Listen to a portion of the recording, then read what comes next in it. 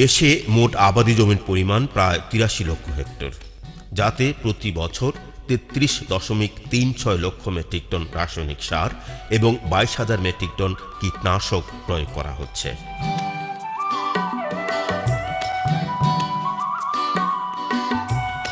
এই ব্যাপক রাসায়নিকের প্রভাবে একদিকে যেমন মাটির হিউমাস হ্রাস পাচ্ছে, অন্যদিকে পরিবেশ হয়ে উঠছে সংকটাপন্ন।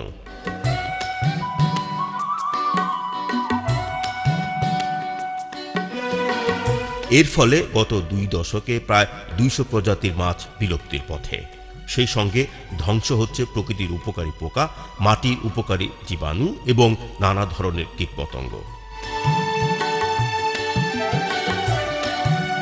দেশের কৃষি এবং বিরূপ পরিবেশের এই সংকুল অবস্থায় সাম্প্রতিক সময়ে কৃষিক্ষেত্রে জৈব সার ব্যবহারের ব্যাপকতা বৃদ্ধি পেয়েছে।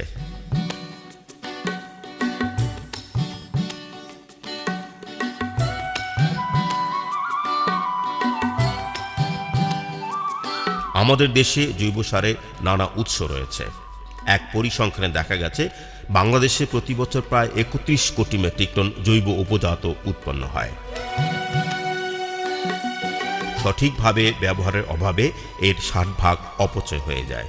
অথচ জৈব উপজাতের উন্নত ব্যবস্থাপনায় দেশে রাসায়নিক সারের ব্যবহার বহুলাংশেই সীমিত করা সম্ভব।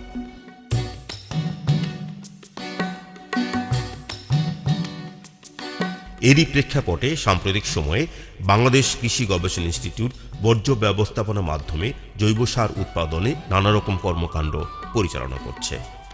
উন্নত ব্যবস্থাপনায় কেঁচু সার এবং কম্পোস্ট সার এর মধ্যে অন্যতম।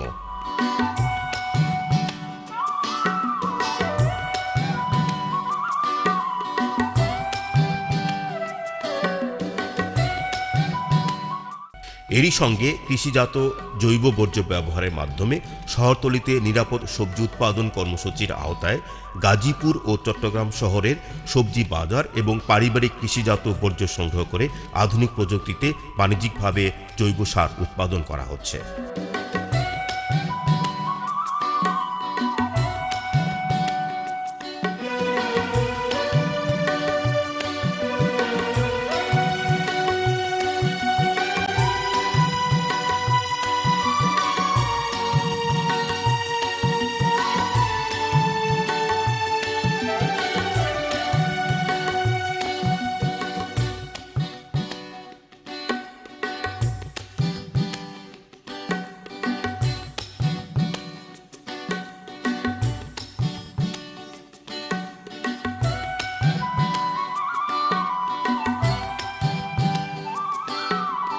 মেসোফিলিক স্টেজ, একটা হলো থার্মোফিলিক স্টেজ এবং একটা হলো স্টেবল স্টেজ। এই তিনটা স্টেজে এখানে কিন্তু মানে ইন্টারনালি হচ্ছে এবং ফাইনালি এই একটা কম্পোস্ট উৎপাদন শুরু থেকে শেষ হইতে কমপক্ষে 4 থেকে 8 সপ্তাহ সময় লাগে। এটা ডিপেন্ড অন তার সেটার র মেটেরিয়ালস উপর।